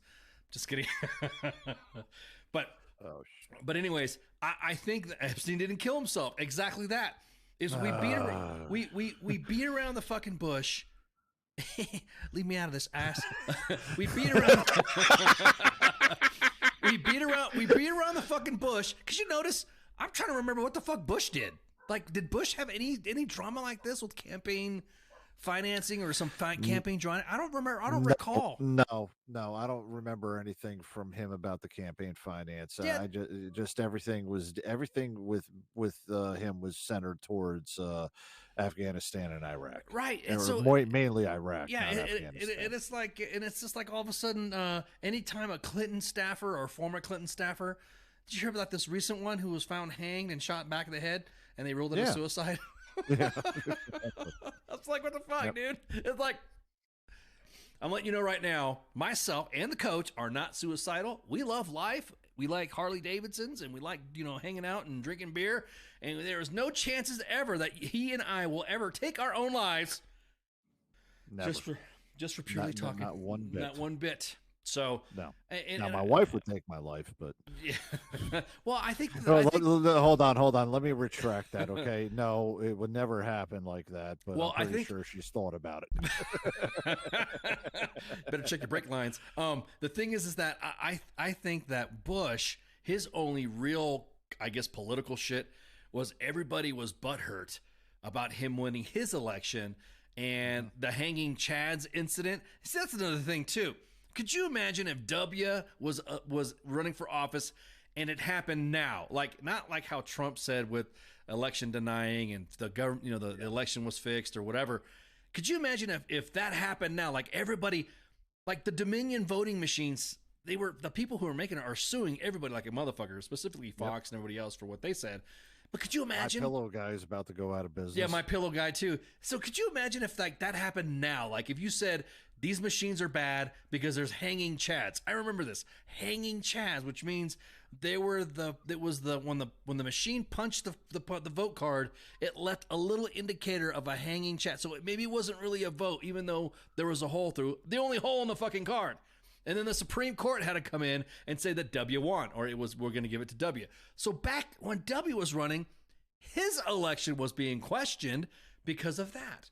And so I'm like, I don't recall fucking W, other than that, having anything else that had to do with election stuff and election. It was almost like the fucking norm. It's almost like the fucking norm that all these politicians are fucking involved in something like this. And then 04, if I remember correctly, freaking Kerry just, on that night, what the hell's it called? Basically said, I'm not going to contest it or anything like that. There was nothing around it about him contesting it. Right, exactly. And and if there's an election, and I will say I give props to the individuals that when there's an election happening and they say, hey, I'm stepping out and I'm conceding, and I've said this before to even that's what I meant to say. I've said this before to even Democrat and Republican. If you fucking lost, hey, I concede. It was a great run. Congratulations. Blah blah blah blah blah blah. Then that's cool. You know what I mean? Then we're rocking and rolling. Speaking of politicians, what the fuck's Fetterman? What happened to him? Is he still out? Yeah, John he's still Fetterman? out, but nobody's heard or seen of him because his star is completely gone. It's a sad part about it. It's sad already due to the fact that everybody knew he had some issues with his cognitive issues. I guess he had a stroke and then he had another stroke. But then he said he checked himself in for depression. So it's he's out. I mean, but haven't heard shit from him. After him cutting out. That's a sad thing. Yeah. And another thing too is I think his wife Giselle, I think is kind of like, you know what she is? She's an upcoming ad for Pop Culture Warrior. See you next Tuesday. See you next Tuesday. You bring back Ross Perot. Ross Perot. He's dead. I'm about to say bring back Ross Perot. If we're gonna bring somebody who's dead back, we might as well bring back Lincoln for fuck's sake. We want somebody like I want somebody like Ross Perot in both parties. I want both parties to have the same, because now our parties are so fucked up and so disorganized. I just can't believe, I'm politically homeless. Honestly, I was telling somebody this too. I'm politically homeless. I'm like, there's some things about that I support when it comes to the progressive side. There's some things that on the conservative side that I support. There's some issues that I'm, whatever. And it's just like now The fucking fringes on both sides just makes me not want to fucking participate in. I mean, I just vote for fucking chaos. I mean, that's just because that's what's going to happen now. Yeah. Because now when somebody, like, say for instance, you were to run, say you were gonna inject yourself in the election, you would have people gunning for you, Coach. Because completely. Because they would be like, why is he running? He has no political clout. He has no experience. He has no this. He has no that. Well, fuck him, like most of them didn't anyways. Yeah. I mean, for fuck's sake, we look at 2016. Trump had zero political experience and got elected on his first damn try. Obama had, local experience and 2 years in the Senate when he announced that he was going to be there, and then didn't even finish up his first term when he was elected. Right. That went to that whole Blagojevich or Blagovich or was whatever right. the fuck that dude's name is. Exactly. But John, what was it? Was it John Blagojevich? But I can't remember. I can't remember his name. He was the one that he was the one that tried to sell his seat, Obama's seat, when it was the vacant seat. Yeah. And then he got found guilty, was sentenced to jail, did his time, and then what did he go on? He went on The fucking Apprentice on Donald Trump's show of all fucking shows. things. Exactly that. Yeah. He goes on his show with Stormy Daniels. Jesus Christ! Never happens to Ken. No, Mattis 2024. What are we doing? Are we doing a time warp back to 2012? I want to be honest with you. I want after seeing a bunch of generals, I don't mind veterans running for office if their experience is not their whole personality. You know what I mean? Like there are veterans out there that run for office that are good, that I think are, hey, that's awesome. Yeah. But when it's always it's a veteran, I'm a veteran. And look at my veteran, and here I am in my uniform, veteran. Or they're a fucking loudmouth that does not take care of the district that they say they're going to be representing. You guys really fucking wanted that madhouse, huh? All right, I'm not gonna lie. They got the distant cousin to the freaking the Trumpsters are the vet bros, and you got to get the vet bro vote out. You got to get the grunt style wearing. See, that's the thing though. If you wearing, that's what I'm saying though, Coach. If you use that term, then it's easy for the other side's base to say you hate vets. Could you imagine? I mean, I get it all the time. I'm like, dude, stop being so cringe. Why are you wearing your uniform and shit like that? You can't even, you're running from, and the next thing you know, oh, there you go. You hate vets. I get this all the fucking time when I tell somebody, hey, don't be cheesy wearing your fucking uniform because, you're I would love to tell somebody that somebody ever tells me that I freaking hate vets. Right. And then I will, show my real face, show you my real job, and you'll be like, oh fuck yeah, your foot's in your fucking mouth, you dumb fuck. Yeah, exactly. Well, I think what it is that I think veterans we get so hyped up. Like for me, most of us have served a long fucking time. Yeah. And that's really all we fucking know. So getting around to talking to people and understanding people, that's my biggest thing. I wouldn't say it's my issue since I've been out. It's just something that I have to grow accustomed to now that I'm out. My kids, they all know how I talk. They all, because I'm an Army dad. They're Army brats. They know how dad talks. They know how whatever. But then when it comes to dealing with civilians, like I don't want to say I have to fake being nice, but I don't know how to act. So I walk into a place. Hey, how you doing? Hey, what's up? How's it going?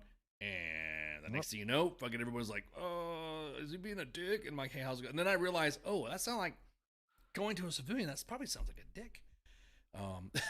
Probably sound like a dick if I said. So then I feel like I have to over accentuate or not act, but hey, how's it going? Hey, good. How are you doing today? Oh, I'm doing great. Everything's going good. And I have to realize I have to switch I have to have that switch.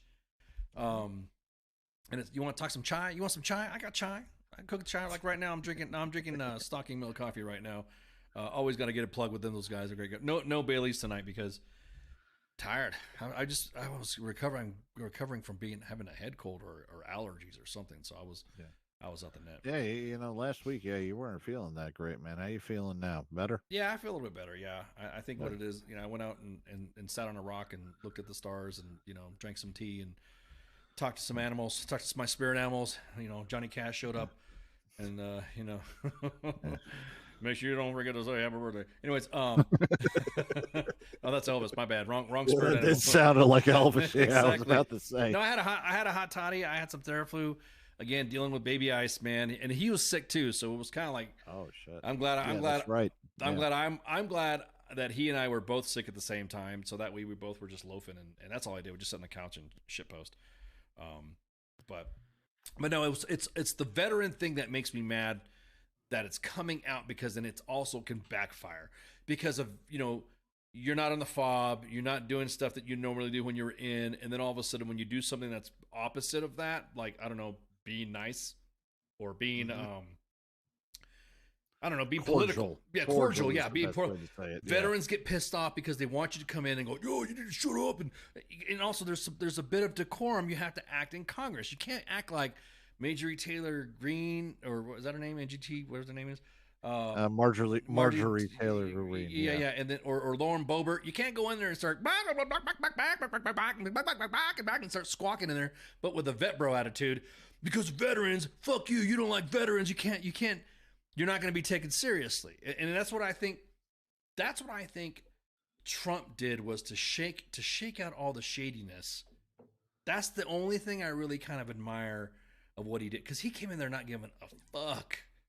Yep. He came in there not caring about nothing, and was just being fucking savage, and it threw everybody off so much that people were jumping ship, taking sides, did not know what side to take. And then they're like, oh, I don't know, is he being for real? Then all of a sudden sides were being taken. And then everybody became polarized. I'll be honest with you, as a former PSYOP guy, as a current PSYOP guy, whatever you want to call it, as a psychological operations specialist, I found it to be fucking hilarious. I thought it was awesome. I was paid to fucking, dumpster fires, fucking, shit you're not supposed to be doing, like looking at the sun, looking at cleavage or train wrecks or dumpster fires. I'm attracted to shit like that, Sometimes crazy, just, hey, what you doing? You know what I mean? But yeah, so the vet thing, we just don't have nobody in either party. Yeah. We don't have anybody. We don't have anybody who's. And then if you and you can't even use the one with the nice ass from Hawaii. What's her name? She's on Fox now. The one nice ass with the Hawaii. That narrows it down, because after some recent experiences, I'm saying about Hawaii. You must be talking about Tulsi Gabbard. Yeah, Tulsi. Yeah. Bigger the cushion, the sweeter the pushing. That's all I gotta say. Tulsi Gabbard, huh? I mean, look, she can't get elected anymore. I mean, for crying out loud. Well, I think some of the stuff too that some of she says I would not have said, but a lot of the shit that she's getting, I want to know. I'm trying to. When people say, "Oh, she's a Russian asset," well, what do you mean? How do you know she's a Russian asset? Was it because Hillary? Fuck it. That's like saying Tulsi Gabbard is a Russian asset would be like saying Hillary Clinton is a pretty good IT specialist. You know what I mean? So to make that comparison, at least with Tulsi, there's no proof of her being a Russian asset. There is proof of fucking Hillary being a fucked up IT specialist. Does that make sense? Yes, there is. So I didn't know you. I didn't know you liked that Tulsi, man. I don't know you were. Well, I mean, look, I spent several years over there in Hawaii. Look, I don't know. Maybe I'm just saying. Maybe get a phone call in. She's part of the U.S. Army U.S. Army Psychological Operations and Civil Affairs Command now. So she's in USACAPOC. She's in USACAPOC, yeah. Oh, I didn't know that. Maybe I should get her to come on and shoot the shit. You don't think we'll get canceled if we had her come on and shoot the shit? I mean, hopefully she. No. You don't think we'll get canceled? We wouldn't get canceled, no, because she's so far down the political totem pole right now that I think we would be okay. If she'd come on right now, I guarantee it. People would use what we're talking about to use it against her, saying, "See, she's a." Okay, use this. Hey, I'm sorry. I think Tulsi Gabbard is a very attractive woman and has a very nice rear end. Okay? And I'm married for 21 years, and my wife has already said stuff about other people. But you know what? Look, I'm never going to be able to have a chance with her. I'm not going to do anything bad. I'm not objectifying her. She's a beautiful woman. Oh, she's an attractive woman. Everyone's like Yes. going, I want to see her. Please get her on. Yeah. Okay. I didn't realize you guys. She gets enough shit for going on Joe Rogan. See, that's the thing. Yeah, jeez. So see, here's the thing, and I'm gonna tell you what. Here's the thing that pisses me off. That really sets. You know when someone uses the wrong.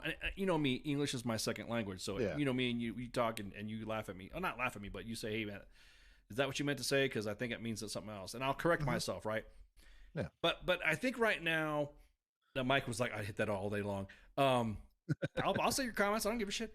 I think the biggest thing that the Republicans need to stop with their bullshit is talking about woke. Is that term woke? I've never had anybody ask. I've asked, do you know what fucking woke means? Do you know what term it means? And I've said this before. I think they mean oversensitive. You know what I mean? I think you're oversensitive. That's what, when you say somebody is woke, I don't like that term, because when someone gets mad about their feelings, that's being oversensitive. It's not really woke. If you guys don't know what that means, is that woke back in the day during the civil rights movement, and of course, during the 60s and the 70s, woke meant basically being aware of social injustice and racism. You being racist, you being aware of that shit. And so that's what the term woke comes from. Woke means that you are awake, you're observant, and it just seemed like the Republican Party and everybody else drops this. Oh, everything's woke. What do you mean? You mean, well, they don't like the fact that we passed this law. It's a law about preventing women from getting beat. That's woke? You consider that fucking woke? So, hey brother, what you doing? Assalamu alaikum. Yeah, it's just like we got our friend from Punjab. But anyways, yeah, it's just he's rapping from Urdu. So if anybody speaks Urdu, I can only rap a little bit. Shui Arabi. But I can only say that. But I don't know Urdu. You don't know Urdu, so that's the thing that needs to stop. That's the thing that I think they should stop with, because it gets so fucking. It gets some of its common sense too. Is like, you don't beat your kids, and if you fight against the law and you say it's woke just because you're trying to protect, you're trying to protect kids. That's not fucking woke. If you are pissed off, or you say it's woke for, and that's what pushed me out. The Army, like for instance, when people say about the military going woke, the military has had equal opportunity and sharp fucking policies forever and a fucking day to protect the women and men now, because or different groups, ethnicities, religious and racial creeds. Those policies are in there for a fucking reason. Yes. So that's not fucking woke. That's a policy. That's something that you would expect. It goes back to the guys who say, I bleed green. Okay, cool. That shit's woke. Why? Why is it woke? Because, we should all be equal when it comes to that. Yeah, that's what the policy is for. The policy is for that. The policy is to make sure that you're treating your fucking soldiers equally without you treat them by their rank. You treat them as a fucking person. Don't hold their fucking race. Don't hold their religion. Don't hold anything else, their orientation, against them. That's not fucking woke. So I think the meaning of it, I think the Republicans... It's just being a decent human fucking being. And following policy, too. Yeah. That's following fucking policy. So that's what pisses me off the most with that. And then, of course, the base, the left, the other side, they fucking see the same shit. They use that fact, and they use it to their own narratives as well. And they'll say, see, they're being racist because it's woke, because they don't like woke. And it's because the Republicans, that fringe has hijacked the term when it's fucking frustrating, man. It makes my mind go nuts how you guys don't even know what the fucking term woke means, but you say everything is fucking woke when someone says something. The latest thing is about there was some social media backlash about the 82nd posting a soldier on a rope climbing, going up an obstacle. Yeah. Everyone said, well, woke ideologies and woke this, woke that. Guys, did you know that women were in our army back in when there were WACs? My grandmother was a WAC. Did you know that there was women in the military back in the day? Oh, yeah. Is that woke? Fuck, what the fuck? The women Women's Army Corps was dismantled, disintegrated. Why? To integrate women into the U.S. Army, because we didn't need to have a Women's Army Corps. Because why have a Women's Army Corps when everybody can be in the Army? That's not fucking woke. It wasn't woke when we racially integrated the Army either. Right. You know? So when when I see somebody, oh, it's woke, oh, shut the fuck up. It's not what you think it is. Again, woke is the term where you're being aware of any social injustice, or you observe any racial, I guess you would say sexual, gender discrimination or whatever. It's being aware. Woke is the first woke to me is the first words in the theme song to The Sopranos. Woke up this morning, got yourself a gun. Yeah, exactly. Yeah, exactly. Mama always said you need it. Well, see, I heard about it. Like I said, I have a mixed family. So I heard the term before. Wake up. Be woke. Be woke. But be aware. Be aware of what's going on about the issues in your community. What's going on in your neighborhood? Be woke to police brutality. At least like being aware. I didn't fucking know it was going to turn into some fucking term to where people are just like, oh shit, well, we don't like girls, so woke. Oh my God, shut the fuck up. Women have been in the military. The thing that blows me away is when they talk about women in SOF. This. Women have been in SOF for a while. Very long time. For crying out loud, they have. Yes. Let me bring up something here too. Women in the high-ranking positions, if I'm correct right now, isn't the SOC Pack Sergeant Major a woman, 35 Papa? You know what? Not only is she the what's that? Is it SOC Pack or it's SOC Corps? Yeah, SOC Corps. Yeah. Okay. So, but not only is she at 35 Papa, but Command Sergeant Major Joanne Nauman is going to be the future USASOC CSM. Yes, that's true. She's going to be the future USASOC CSM because the USASOC CSM is going to be the next SMA. Mm-hmm.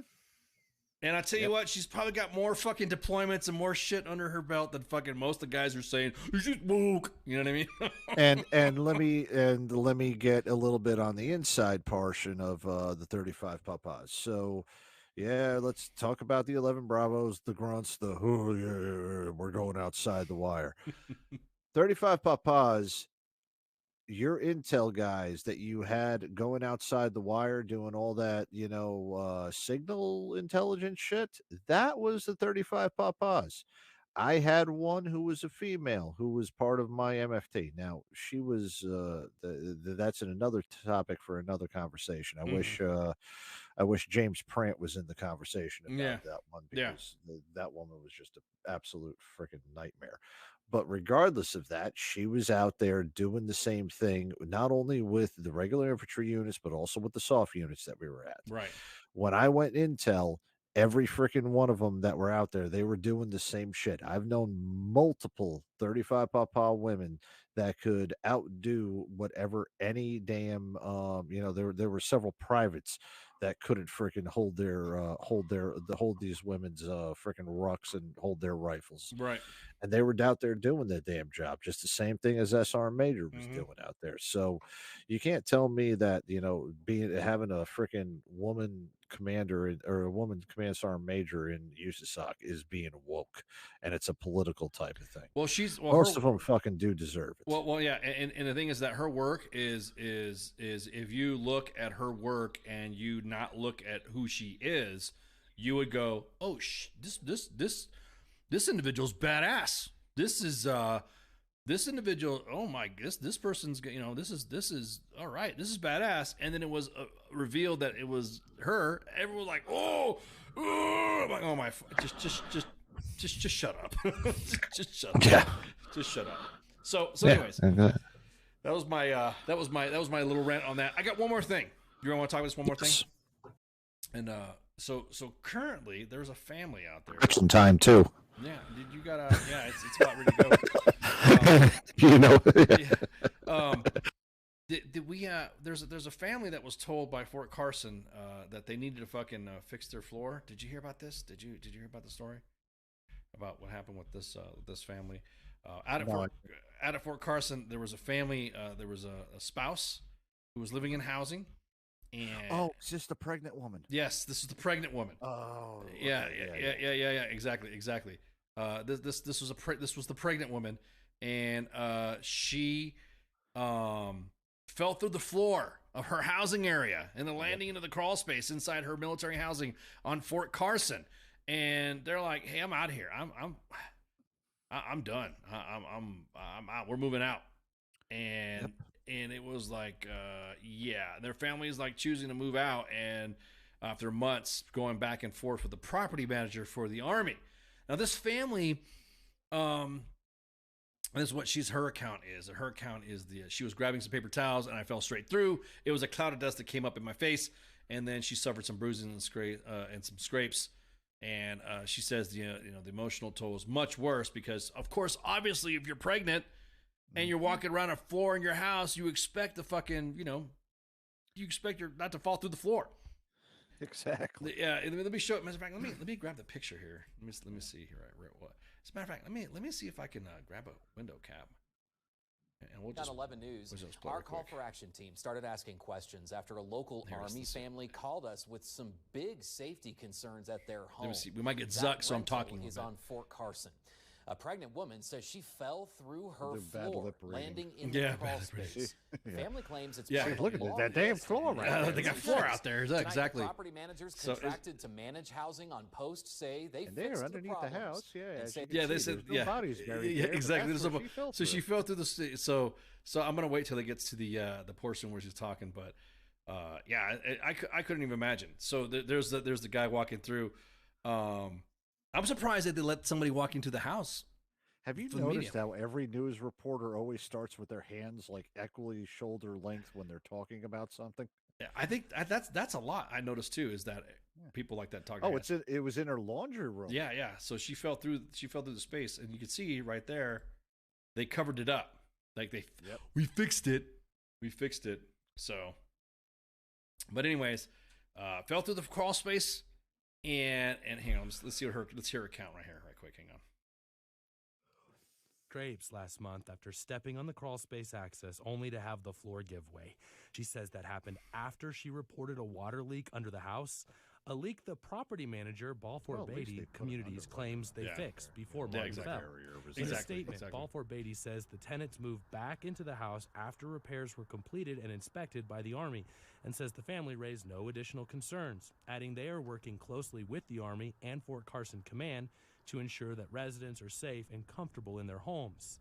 Still, Martin says she doesn't feel safe in their rental, and this week they decided to move to the U.S. Air Force Academy housing, saying they were not happy with the solutions offered by the Army or Balfour Beatty. I just didn't feel comfortable living here anymore. I was never being heard. Nothing was ever being done. In a statement to 11 News, Fort Carson officials say every soldier and family deserve a safe, environmentally sound house to live in, and the health, welfare, and safety of soldiers and families is a top priority. That's why I came to you guys, just to be able to be heard and to let other people know that these conditions, for military, they're always family first, and we feel like we're the last people to be taken care of. So before another family will move into this same rental, there's about a 14-day period where maintenance is supposed to come in, take care of holes in walls, repaint the place, and check to make sure everything is ready. And then it is inspected by the Army before a new family can move in. Reporting at Fort Carson, Matt Kroschel, KKTV, 11 News. There we go. So 11 News. Shout out to KKTV 11 News out in Colorado for that story. I'm going to go ahead and tag them too, so that way we did play their stuff. Yeah. But it says as well that that she's been dealing with this for like the last for over a period of time, and so again, we understand that the family's been doing this, and Ray's concerned about asbestos. There's asbestos down there, what y'all didn't freaking clean up. Yep. So of course, Fort Carson officials say, hey, we're aware of the complaint and housing, and after the incidents, everything's good to go. Health and welfare of our safety and the soldiers, whatever. It was funny. Is that as soon as that story came out and it was on my roster to knock out, she reached out to us, and so I told her we would talk about it, or unless she wanted to join us, she could. So if she wants to join us, that's cool later, or she can call it at 415-889-8367 right now, and you can shoot the breeze and all that. But yeah, so there you go. Well, she can join you on Thursday on Sergeant's Time. Oh wait, no, because I'm not going to be on air on Sergeant's Time. Now it's time for cleanup. Now it's time for housekeeping. Yes. Oh no, we So tomorrow, hang on. Let me throw up the freaking the list there. So today's Monday edition with myself and the coach. You guys know that if you want to catch Coach, you can catch him on the other day, the day that was yesterday, the sports bar with him and the actual King Smith. I know they had a day off yesterday. And shout out to King's daughter too. King's daughter won an award for a songwriting contest yesterday, and he was preoccupied with that. Awesome for him and awesome for his daughter. Yeah, exactly. Congrats. Oh, and by the way, I might as well break it on air. I've got an event on Sunday night. I'm going to a Brazilian steakhouse, so King is going to be flying solo on Sunday. Oh no shit. Sorry, buddy. Oh, okay. All right, no worries. I should have put that in the other channel. You're good, dude. You're good. Well, there you go. So now we know that King's gonna be flying solo. King, hey, by the way, King. Oh, I already told him so. Well, he did pretty good solo last time when he first started out. Before he finally got you as a co-host. Yeah, before I started dragging him down. Yeah. Yeah, like I said, I love Sports Bar. Some of the stuff, really different insight than what I expect from another sportscaster. So I like you guys' style of it. So Sports Bar obviously is on Sunday with the coach and the actual King Smith, and then Monday, of course, with myself and Shipwreck. But Coach stepped in because Shipwreck is out of the nets for right now. And then let's see what else we got going on. We have Tuesday Pop Culture Warrior with CQ and his rotating guests. Rotating guest hosts, I should say, and then who's usually got Mad Mike, he's got Angry Elf, he's got Massey. They're all great. And he's got behind the scenes. Sometimes Nemo will show up. Nemo is the WTF Nation. He's the social media guy, and so that's what I'm talking about.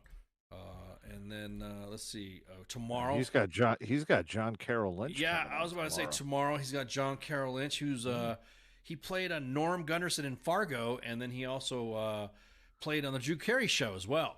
Yeah. From '97 to 2004. He's got an impressive freaking. He's a theater. He's theater. He comes from theater stock. Yes, he comes from a theater. Graduated.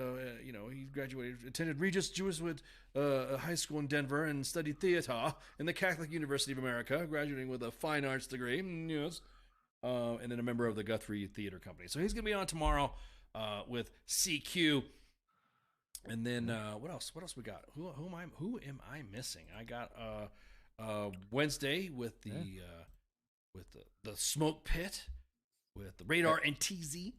Yeah, I was on. I kind of like doing these guest host things because that was the first time I was on the Smoke Pit last Wednesday. Man, Radar and I were just bullshitting for 2 hours. Yeah, dude, I have all the shows. Yeah, it was fun. Then I have and then Sergeant's Time. I'm not gonna be in Sergeant's Time. I'm off. I may be out all the way to Monday, so you might see some stuff come on the net.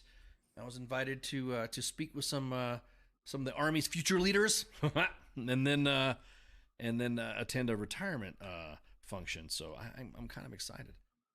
So you'll see me pop up on you'll see some socials get popped up and all this other stuff. But I'm excited. So I'll be out for Sergeant's Time all the way through possibly to the Monday edition, and then Friday Night Freedom with Kaz and Pooks. And they got, like I said, next week we he's got a host. He's got a guest next week too. Yeah, I don't know about this Saturday. I know on the 31st he's got Carl Whalen from Back the Heroes Rumble. Yeah, he's got it next week. That's right. He's got Carl Whalen coming back again. Carl Whalen, wait, he just came back. He just did my show. So yeah. Yep, and then we have Wednesday next week for the Smoke Pit. We have Stephanie Gata from the Pink Berets. Yeah, she's going to be on. And awesome organization. Awesome organization. Yeah, you got to pay attention to this show. It's going to be awesome. And then of course Josh Keaton next week for Pop Culture Warrior. So I'm gonna be out. I'm gonna be out traveling. So you might see me pop up. You never know where I'm gonna be. You'll never know where sometimes a ghost will pop up. Zip zap. So you got anything for me, brother? No, now I'm looking at my calendar and I didn't realize this. My wife's got her CPAP testing that night, so I'll be by myself for when Josh Keaton comes on the 28th. So okay. Damn. Okay, yeah. Yeah. I'm looking at my calendar too because it's all integrated all together on Google, and I'm like, oh, okay, so that's what's happening there. I know what I'm gonna be doing, and I thank you for letting me come on tonight because usually I just sit around and in my underwear and watch reruns of bad TV shows on Monday nights while listening to you, but now I got to interact. Well, Yay. I mean, yay. Well, now I'm on air wearing t-shirt and Ranger panties, so it's like, we're good. The best part about it. You're not digging in your stomach while eating half a tub of ice cream like I do. Yes. Exactly. Yeah. Thank you guys again so much. Again, one more time, I just want to give a shout out and a happy birthday to Princess Ice. Sweetheart, I love you so much, and you mean the world to me, and it was great to see your face when you got all the gifts and your presents. Happy 13th birthday, sweetheart. Daddy loves you. And so with that, yeah, that's it. So y'all have a good one, and shots. See you. WTF Nation Radio. WTF Nation Radio. Sometimes when I look at, I don't know if I'm allowed to say this, I think it's WTF Army or something. The voice of U.S. Army. WTF Moments. This is WTF Nation Radio.